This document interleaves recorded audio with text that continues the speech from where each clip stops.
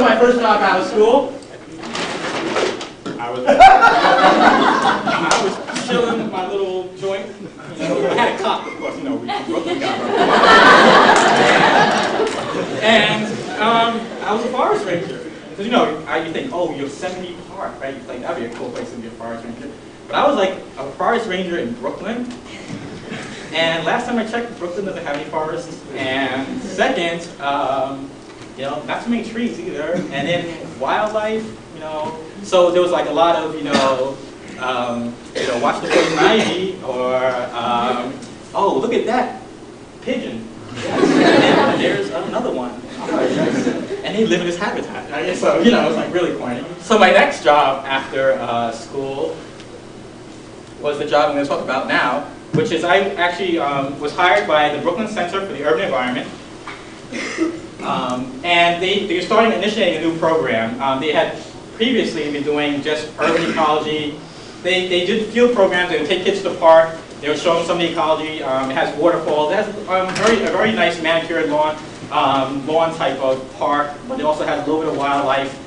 And they hired me to try to start bringing an urban flavor to it. They were just teaching ecology, but they never had this mixture of urban and ecology. And that was something I was really interested in. They didn't want to hire me. I was 8 months out of school. They were like, well, we'll hire you, but we have to hire someone older, you know, to be your partner, so they would show you the ropes, you know, how to do. I had never taught really a class before. So they threw me into this and said, well, we want you to design an urban ecology program, and we want it to coincide with this specific waterway in Brooklyn known as the Gowanus Canal. And how would you motivate people to not only get interested in this canal, which is heavily blighted with industrial runoff and all kinds of bad things that you're going to see, but also how do you get not only the kids involved, but how do you get the adults, and how do we make a systemic change in what we see there, and how can we make that change last or sustainably develop the area. So I began designing a program. I said, well, what's the major problem with the area? So for like 3 months, all I did was go around, survey the area, ask people questions about, you know, how long has this canal been here? You know, did title searches, history, research, all the stuff, you know, all the stuff that you do in your classes for a research paper, and some of the stuff I did for my final paper as my final thesis. You know, I just applied all of those things that I did. I came up with a booklet about maybe that big of history, detailing the area, detailing how they were going to change the area and what potential the area had. This is the Gowanus Canal. This is Brooklyn. This slide was actually taken in this is actually a British cartographical map. It's 1767, and this is actually the map that Britain, or you know, the English Crown, used in order to invade Brooklyn. You know, the first battle of the Revolutionary War was fought in Brooklyn, right? Okay, I gotta represent my history in here. The first battle of the Revolutionary War was fought in Brooklyn. We got our asses kicked, and to say the least. And these were maps, and as you see in here, these 4s and these 3s, these are in phantom depths, so that when the British sailed their ships down the Hudson River, they would know where not to run aground. And the area I'm talking about was actually the Gowanus Canal, but right now it's still a creek in the 1700s, 19th century. It was still a creek, and it's this blue area right here, and it's surrounding wetland areas. This is the Gowanus Bay, 1867. Somewhere around here. I don't know the exact date. It's 1823. Sorry. And as you can see, it's starting to be developed. Brooklyn's starting to get a little more developed. It's called Brooklyn after Breckenland, which is the Dutch word, which means broken land. So I got that also. And then this is how it is today. This is the modern day. This is the canal right here. It's black. It's an aerial photograph. As you can see, completely changed. Houses, heavily developed. And this is very, when you get out there and you're looking at urban ecology, this is what you're faced with. You're not faced with, you know, worrying about bears and worrying about, you know, coyotes and all those things. You're faced with how do we redevelop areas that were once, you know, this is entirely marshland. Imagine, remember how big the creek was? This is all marshland. And what do? they excavated all of these basements for these buildings, and then they backfilled in all of this area to create the city of Brooklyn. And there's major problems now. Some of the houses along the canal are falling in because now the sediment has settled. But this is what you're going to be faced with. So how do you develop a program to capture both the history and the future of this area, and how do we see it redeveloped? The Gowanus Canal is also an extension of the Erie Canal, and as you can see, this is the Gowanus Bay before I showed you the 1823 map. This is Gowanus Bay in 1890. 1890. So as you can see, heavily, actually Kingston, New York, all of those boats coming down from upstate New York, down the Erie Canal, parked here, unloading goods and services into Brooklyn. And this is the head of the canal. Now, I say it's a canal, but unlike most canals, like, name some big canals. Panama Canal, very good. Suez Canal, right? Those are two main ones people mostly know of. Right, but those join two bodies of water, right? You know, and Suez Canal is the Red Sea and the Mediterranean Sea. Panama, obviously, the two oceans. Well, this is a canal that goes nowhere. It stops 1.25 miles inland, and it stops right here. This is actually the end of it, and it goes 1.5 miles down. But what happens when you have 1.5 mile deep canal? And think about this. You know, these guys designed it, right? You know, I'm sure they were engineers back then that designed this. Now, what is a major problem, do you think, with a canal that doesn't connect two bodies of water? Stagnant body of water. Pretty bad stuff when you have stagnated water. Because even though the engineers said, oh, you know, and this is probably why I'm glad I'm not an engineer now. They said, oh, you know, well, the tides, you know, they'll come in and then they'll go out, right? And that should create a flushing type of action, therefore get nutrients back into the canal area. They didn't realize how developed, obviously, Brooklyn would be, and that we would have so many nutrients and stuff pouring into the canal at one time, both from surface runoff, combined sewer overflows I'm going to talk about a little later. So basically the water is stagnant, and this canal was built in 1890. By 1910, the stench was so bad in the canal from the development around it that up to 1.5 miles away you could still smell it. Now, imagine, that's pretty bad. So, you know, how do you think they remedied the problem? I'm just brainstorming some kind of ideas as to what do you think they did. Sewers, you can use sewer systems. At here, you can see there's 4 openings here. What they did was they piped a tunnel all the way from here to the East River. It's 6,128 feet, tunnel from here to the East River, and basically that created an artificial flushing. You put a propeller in the bottom of that, it's like about 18 feet in diameter, and you just spin it, and that will create artificial flushing of the area that will bring oxygen back in. You have a lot of runoff, surface runoff from the area. This is the most heavily industrialized area during this time period. They had obvious, you know, barges coming in and out of the canal, heavy industrial area. They had electroplating factories, tons of PCBs. There's a transformer for the Brooklyn mass transit system. So when you have any kind of cables, back then you had PCBs in the cables. Those degrade, they get washed into the waterways. You have, back in the 19, all the way up to the from 1900s to about the 1950s, you had them gasifying coal, burning coal in order to create a gas, which was then piped into homes throughout Brooklyn. So very bad stuff going into this waterway. And if you don't believe me,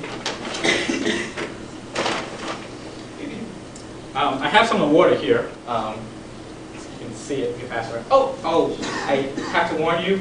First, there's live hepatitis in here, cholera, typhoid, some mercury, lead, cadmium, zinc, and PCBs. Don't open it.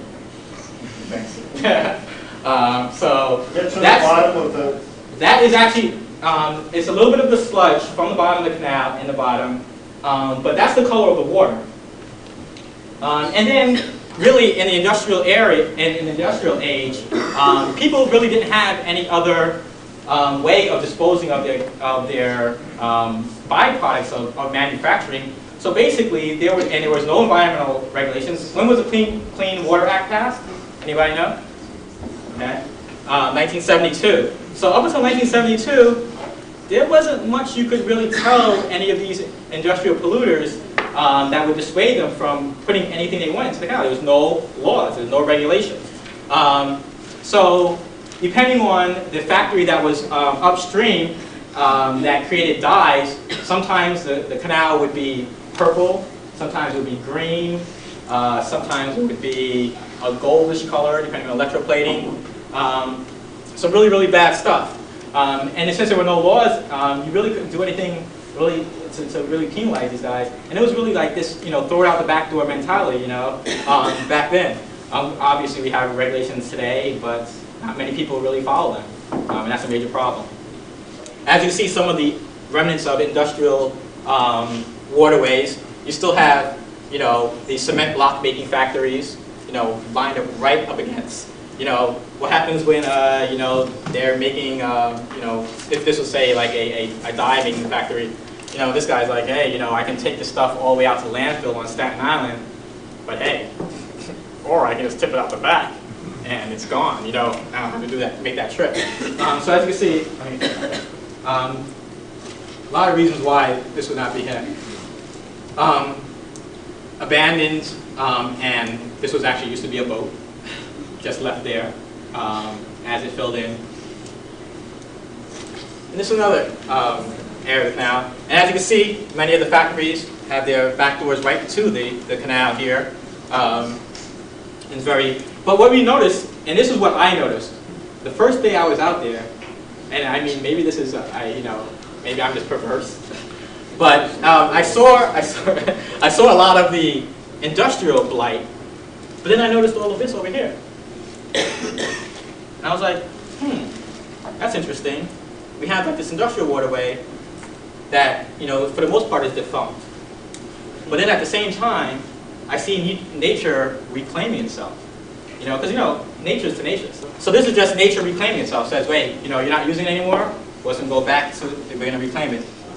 And then I said, well, there's all this nature around, so how do we categorize it? And how do we try to get people interested in it, because they see, kids go across the bridges every day to and from class. Maybe some of them play down near the waterway, and like I was saying, with that live hepatitis, live cholera, could be a pretty bad thing for people to be involved with, come into contact with. So what you have here is we have kids coming out and learning about water quality, learning about the ecosystem, so that they can internalize those kinds of issues, so that when they grow up, they may be able to go out and do something about it. Next, I was like, well, I need to go back to my neighborhood, and educate the people in my community. And I was like, well, how do I, bring some of those things that got me interested in the environment back to the kids and back to people from my community to help them understand some of the things that not only I study, but some of the things that are really, really important to me.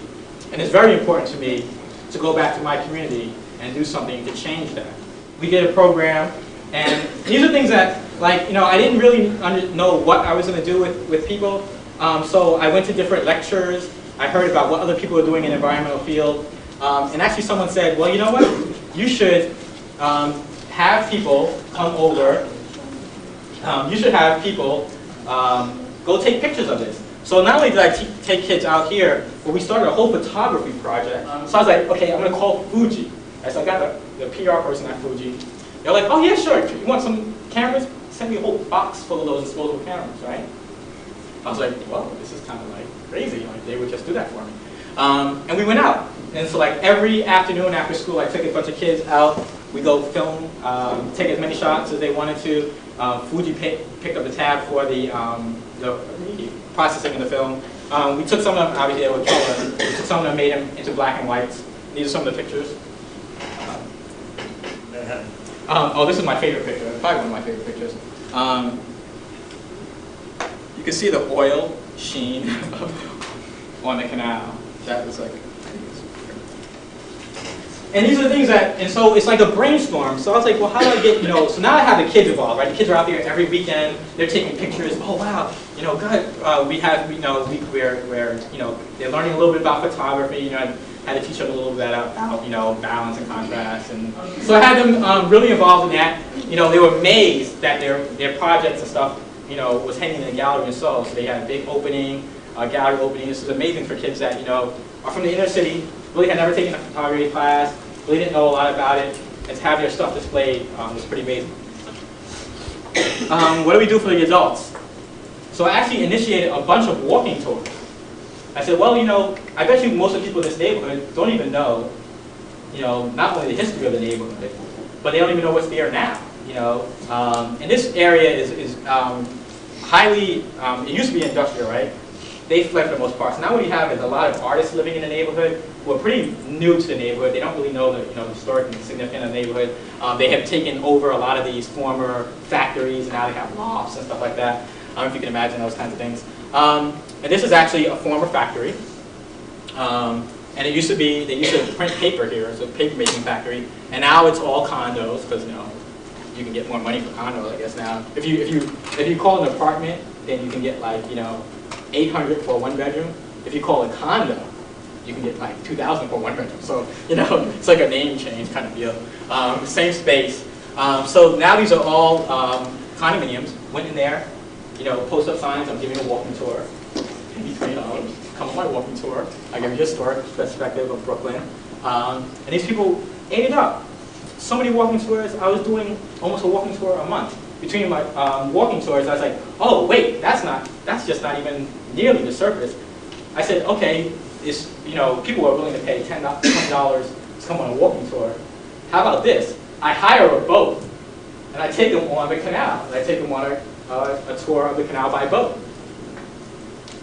Advertise it in the New Yorker. Had a boat full of 50 people who had been like, wow, no one has ever thought of taking a tour of not only the stinky waterway. I mean, this thing you're not getting the concept here. I mean, maybe you need to open that container, and then you'll get the concept of how smelly this place is. And I did 10 boat tours over 2 years, up and down the canal. Some of the most memorable ones are we had actually, as part of our reach out from not only educating the immediate older adults or the immediate public, but we said, well, now that this waterway is so heavily polluted, we need to really reach out to our politicians, get someone really active on trying to clean up this problem. So we took state senators, assemblymen, DEP, EPA, the borough president, actually a couple of city councilors. We took them on a boat tour. And what's really interesting is that we were not only we guised it as come on our boat tour, our wine and cheese boat tour. This is a little hilarious. Our wine and cheese boat tour. We'll show you the dark hidden places of Brooklyn, right? And we're like, and this is in your district. These are constituents. These are constituents of yours that live in this neighborhood. I bet you've never been here. Some of your constituents will be on the boat tour. So you're like, oh yeah, we can politic on the tour. We'll have wine and cheese, and we did have wine and cheese. But then we got them on that boat, and we just happened to stall the boat there, sitting there for a couple of hours. Not about it wasn't hours, but it was like at least a half hour, getting them to smell what their constituents had to put up with for the last, 60 years, at least. And that really motivated them to do something drastic. And what they did, drastic, this made them say, you know what? We really need to reactivate that flushing tunnel. So they dumped $10 million, based on this boat tour, they dumped $10 million into repairing the flushing tunnel over a boat tour. It seems, to me, I still to this day I don't understand how one person, or one idea, or one concept can motivate so many people to make such a change.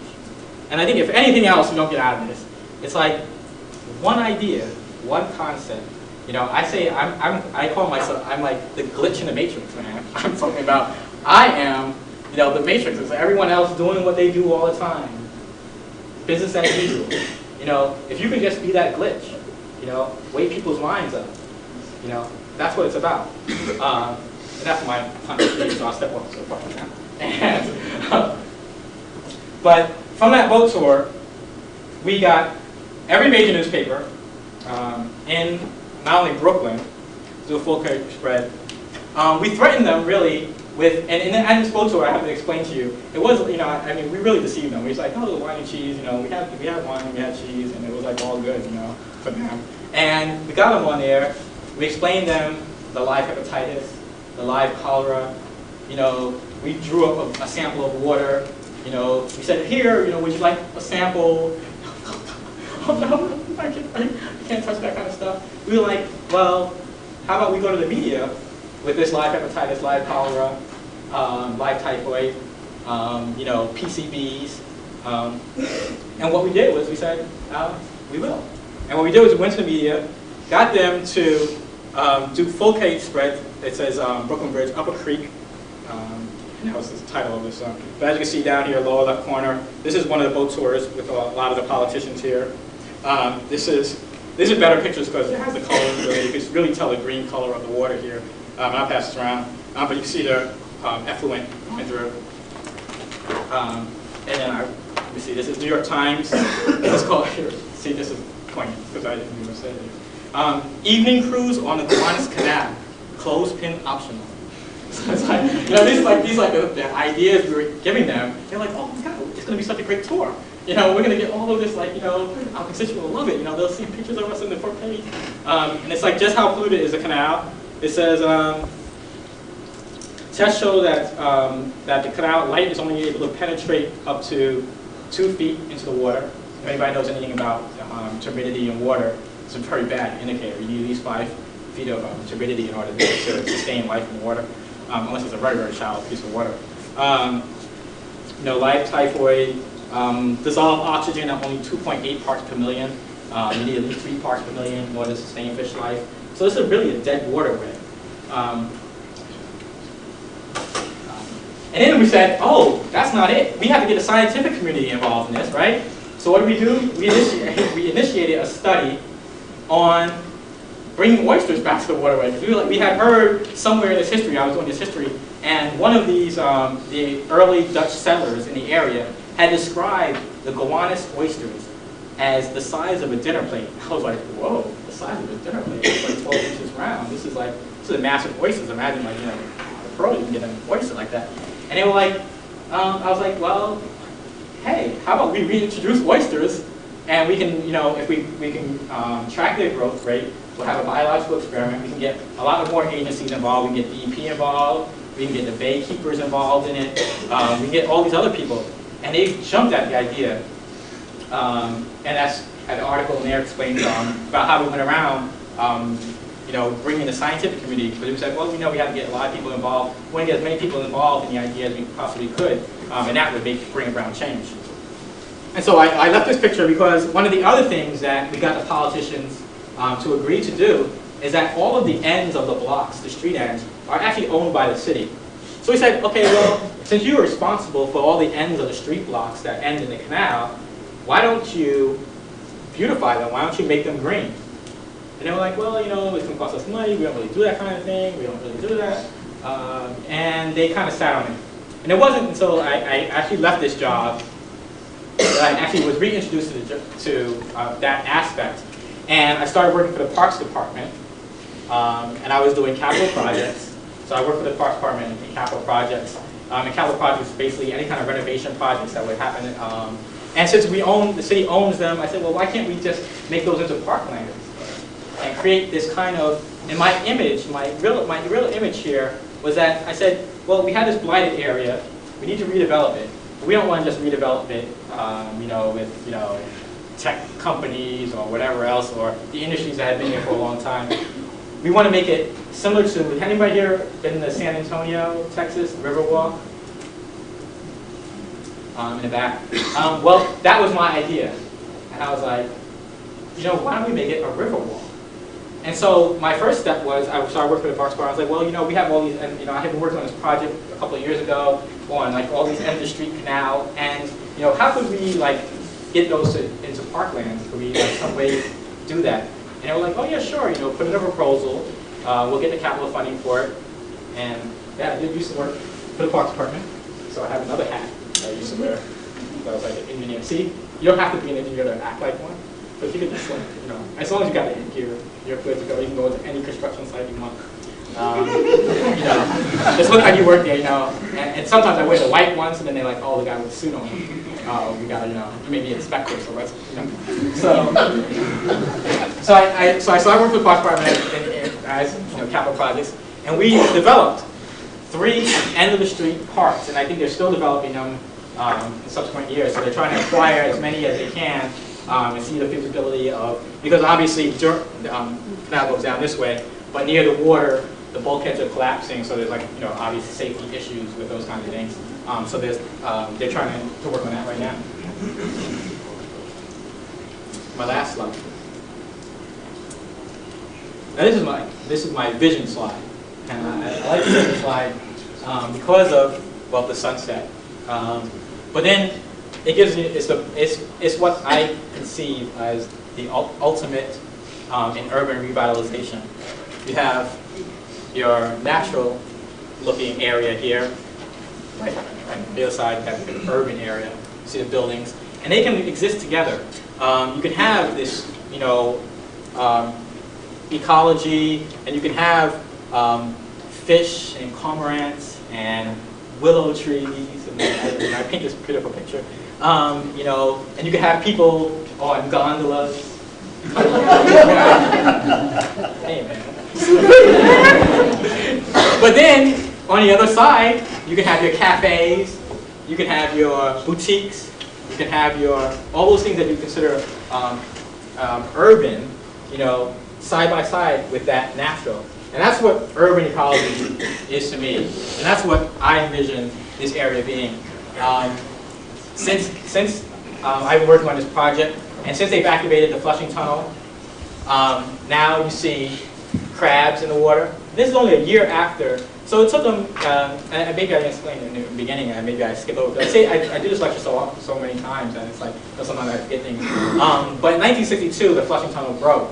So since 1962 up until 1999, the flushing tunnel was not working. So they spent $10 million to get it reactivated. And within 1 year, not only couldn't you smell the canal, but they had live crabs. Our oysters are doing well. We're going to get them, and you know, I think after I can cultivate them and we can get the pearls out. You know, I'm trying to retire on that, buy Governor's Island or something like that. But I don't know. That's like that's a whole other issue. You know, egrets, cormorants. You know, some of the bays, like that basin where you saw the boat was falling apart, was just sunken and still there. We're thinking about turning that into a reef, or at least into a shallow wetland, and plant some wetland plants, and then have, you know, this is like, and then have a little guardrail going around so people can see what a wetland looks like. You know, like it's like in the middle of the city, you know, you come to the Canal, you see a wetland, a natural wetland area, and that would be great for spawning of fish and stuff like that. That would eventually be in the canal. And that's the end of the slide. So what I'm really trying to convey, and the message is that, you know, you don't know what you're going to do really after. There's a big world out there, and there's so many opportunities. And I didn't mention in one of, this is my favorite. I said this last year, but when I was with the big bottle of water with the little Cub Scout there, I had to actually, subsequent to my hire, I did such a good job that they fired the other woman. That won't say. So then they said, well, you know what? You could hire an assistant. I'm like, I'm a year and a half out of college. I got an assistant. Like, the man, right? So I'm all like, you know, who's the prettiest girl? I'm really trying to, like, you know, get a person. So I'm like screening all of these applicants, right? And no one from ESF applied. But so I'm screening all these applicants. This girl, I want to say young woman, said that, you know, oh, she went to the University of Vermont. She was an environmental studies major. I was like, well, perfect. You know, she knew a lot about ecology. She really had been doing more like ecofeminism was really more her study. So I was like, well, you have a, you know, you have a BS in environmental, studies. It doesn't matter, you have to know something, right? So so I hired her. We're doing programs with kids. I'm like, okay, we need to do a turbidity test. We need to do a pH test. We need to do dissolved oxygen. She was like, what is dissolved oxygen? What is turbidity? I'm like, wait, you got out of a science program and you had never done field work? She's like, yeah, we didn't. I was like, whoa. So that woke me up to like all of the things that I learned at ESF that, I had no idea I would never apply. I was like, man, I was on like, I'm trying to think of my zoology program. You have to go out to the, like one of those creeks and you have to collect the samples of the, give me some of the macroinvertebrates. Yeah, macroinvertebrates, right? You have to look at the money. And I didn't realize that would come into play, and that people who really have graduated from science programs and had never done any science work, and that tripped me out. And that was the first time I said, hey, that ESF education did pay. Good thing it's a state school, I had to pay that much. But, so that was like my first experience with that. So now, I'm sorry, you look like you were going to say something. Me? Yes. Oh. And so that was my first realization that, that ESF, provides this unique opportunity to not only learn about your program, but you're amazed at how many other things you learn. From like the landscape architects that are in your class, you may learn a little bit about landscaping. You may learn a little bit about, chemistry. If you're an ES major or a bio major, you may learn something about forest engineering, soil science. And all these programs and all these classes that I took were able to, not only bring me to the point where I could say, well, I have all of this knowledge. Now, what do I do with it? But it made me be able to think creatively and think out of the box and say, you know what, I need not only to apply what I learned here, but I can think of all of these other experiences and all these other things that I've done just by being around people. Because I know nothing about landscape architecture, but they were like, well, what do you want these end of the street blocks to look like? What is the garden profile? So I called Travis Merritt, I don't know guys, he was a landscape architect here, graduated from ESF the year after I did. I said, Travis, I need, I need a design like, in 3 days of, I give you the dimensions of the squares, and I rattled one off, and I came in like, that Friday, put it on my, my executive director's desk. He was just like, oh, I didn't know you were like a landscape architect. I was like, yeah, you know how you do this. I can do other things too. So, but it's that kind of, initiative and those kinds of contacts and those kinds of things that you have to not only be able to, to make happen, but these are, you learn them here, and the connections you make here and the people you meet here are those kinds of people that can really help you out later on. And I know I came in here. Like I said, I was from Brooklyn. I was like, ESF, people walking around with no shoes on.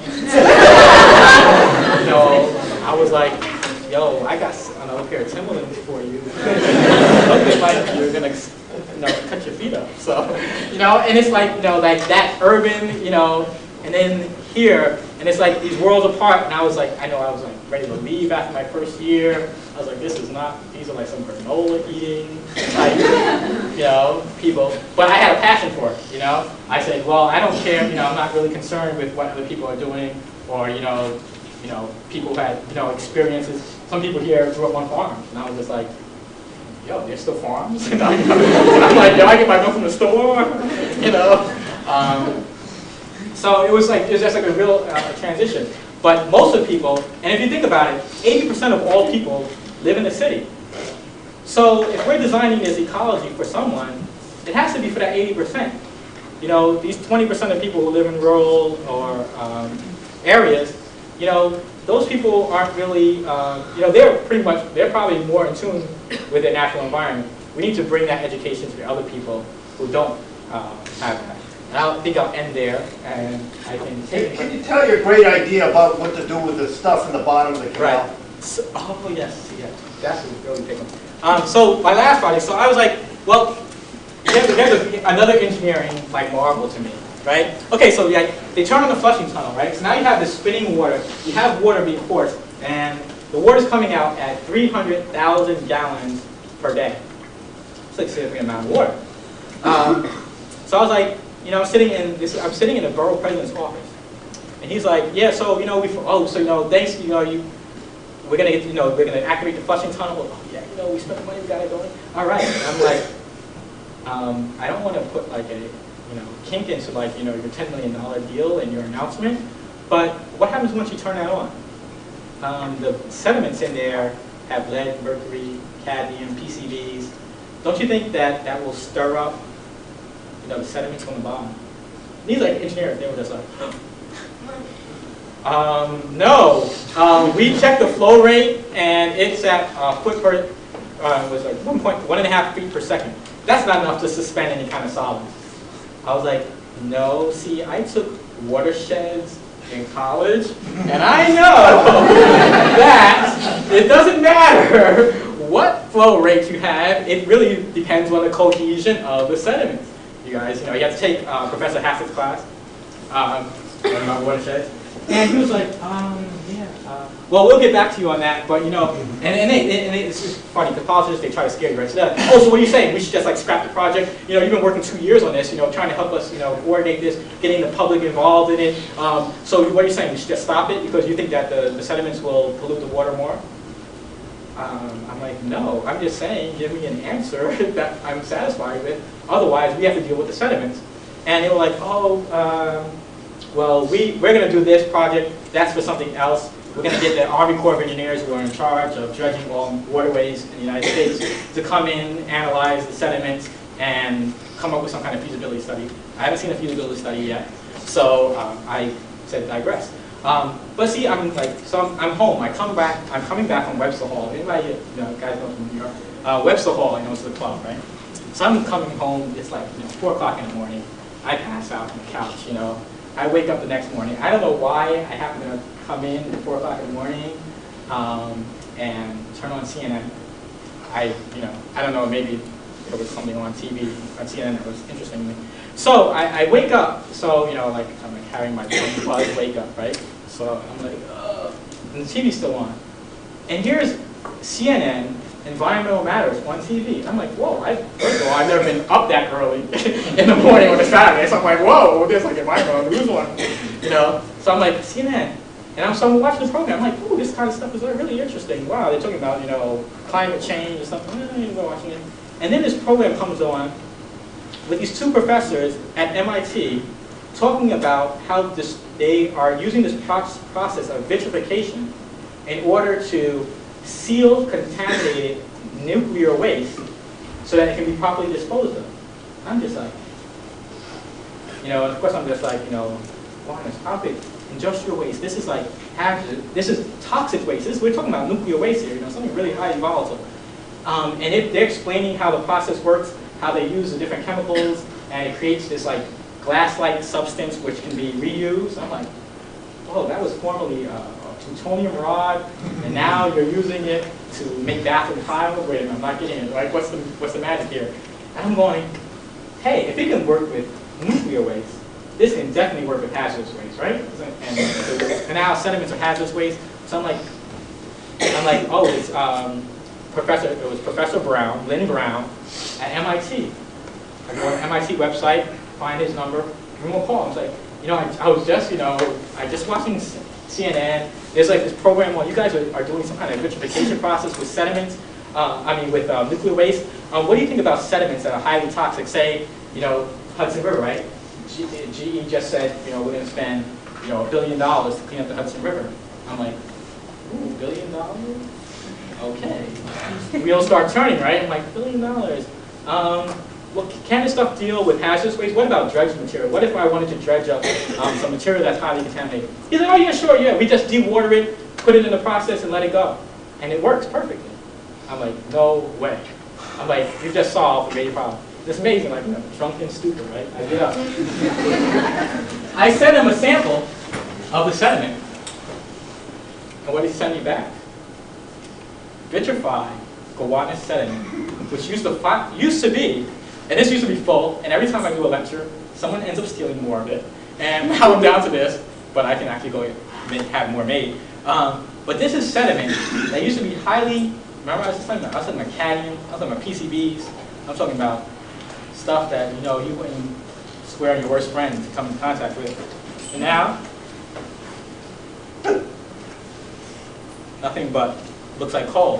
What we do is we can take this, and anybody seen the new pavements? Nowadays when they repave streets, the roadways, you'll notice it has like a glass-like sheen to it. There's like glass particles. Well, that's actually recycled glass. What we're doing is we're going to take this and repave the roads of America. I'm saying it's a win-win situation.